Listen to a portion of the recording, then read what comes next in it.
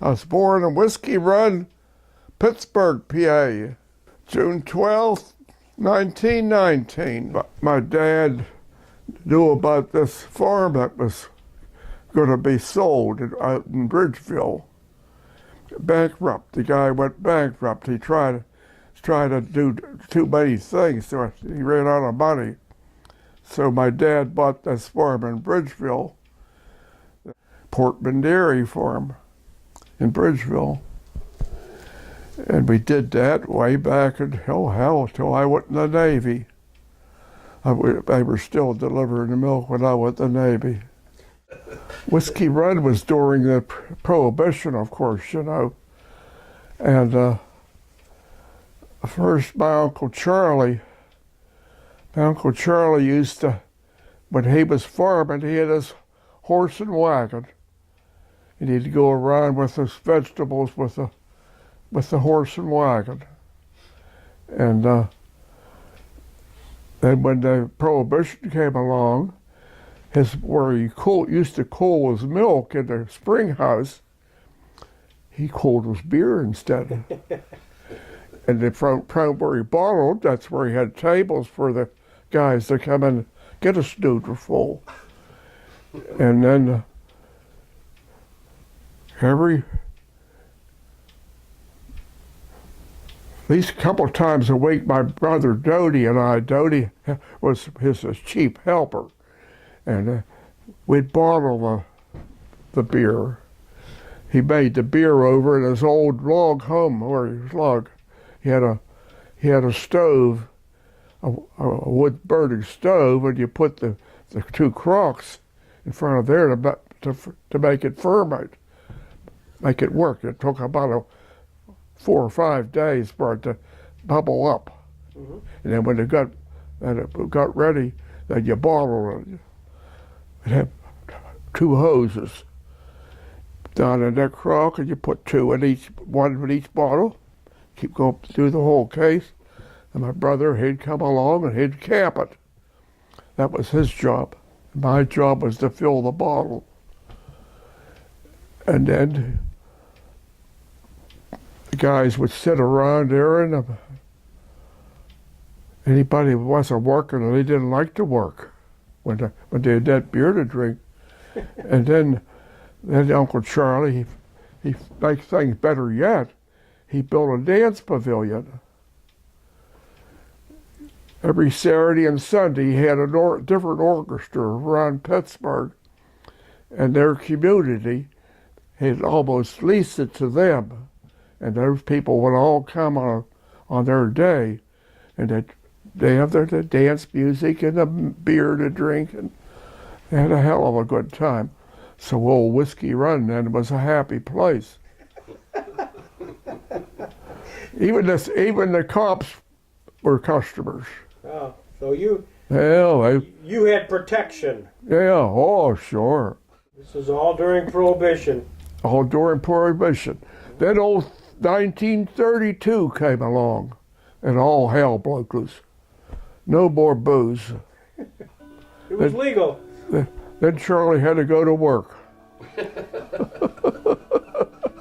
I went to Lafayette High School in Morgan, PA. First, of course, we trained in Scott Township. Ah. We trained there, and then we got on the train and we headed west. Went all the way to Seattle. And we did board training in Seattle. We went up and down the coast to learn how to operate the ship. It was a brand new ship. And we had to find out how to run it. So a couple of times we went up and down the coast. What was the name of the ship? USS Rockbridge. Rockbridge, okay. Yep. APA 228. It was a landing boat for landing. We had 144 landing craft on it. 144.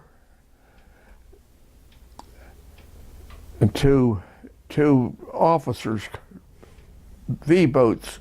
What was your basic duty? Was it to bring troops in, troop transport? Yeah, we transport them to different places where they were fighting. Right. We'd just say bye-bye, and we never saw them again. Did you have a chance to talk to the soldiers that were going in that you were dropping off? Oh yeah. What were they thinking? What was their feelings? They keep telling us not to go anywhere where there's any fighting. when they got on the ship. Actually, our captain, I don't think he liked war. He kind of kept away from all the action. We never really got into very much action. Yeah. We shot the 5-inch gun off of the back, I believe, to keep it warm. When you went to these various islands, did you see any action? Did you sense any action when you were delivering the troops that were? There was a lot. Yeah, there was a little bit in the Philippines. That's about the only place we saw any action. Oh, I don't think there was other. A couple guys went cuckoo. We had to put them in an infirmary. How did they? And go? I don't believe. I think they were smart guys. They got all out of all the action. That's great. How did they go cuckoo? I mean, what did they do? Oh, they did crazy things. They never, when they were called to, what was mess hall time, hell, a lot of times they wouldn't come at all. Other times they'd come late and want to know where theirs was. Yeah. They want to put it right in front of them. But that didn't work. Well, what did they have you do? What was your assignment? I was the ship fitter. A ship fitter? Everything that broke down, they'd call Andy Portman, front and center. And I'd go and do my best to fix it. The biggest part on the ship was when you made your rate. Like you went from seaman second class. I went from seaman second class to ship fitter third, right in one jump. Most of the time you had to go to seaman second first, then to seaman third. Then you go to the different rates after you got to be the third class. You got to do more of the privileged stuff. You didn't do all the watching and everything. You'd have to watch cards, you mean? Huh? Like playing cards. Yeah, we played cards most of the time. And when you were elevated, you got more money when you became. Oh yeah, you got more money. You got more money, you got more privileges. What about this petty officer? Didn't you get 100 on your petty officer test? Yep, had to. Okay. Otherwise, the other guy would have beat me out. I wouldn't have been the ship fitter third class. I would have still had to do with all the work.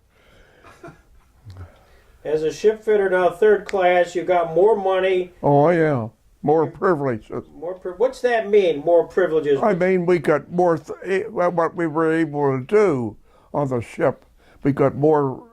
If there was time to get more leave off the ship, maybe you'd get a couple of days off. Do you remember how much money it was? That would be. And the money too. Yeah, how much did you get? Do you remember?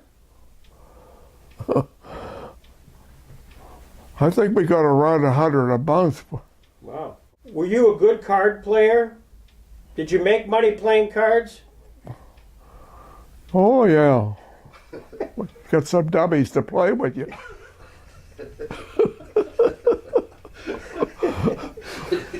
What card games did you play? Was it 500 usually. okay?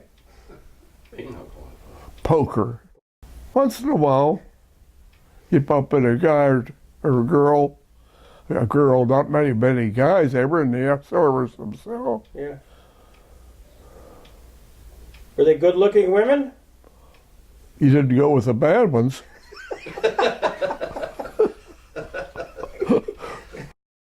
One island there, that they had a Catholic church, and we were getting ready to go to the mass. All it was, the bells started ringing. The war was over. Oh, wow. So we didn't go to the church. It was great. We're talking about a church and the bells ring. Fantastic. The church I went to in the Philippines, the altar end of it was blown out. So the only part of the church was back in the back of the church. So that's where we went to the mass, to the back of the church. And the bells go off just like now, and the war is over. Yep. Actually, that church got blown up the day before we got there. If we would have went to mass that day, 2 days before, we would have probably got killed. I don't know, I just felt that I had to do my duty.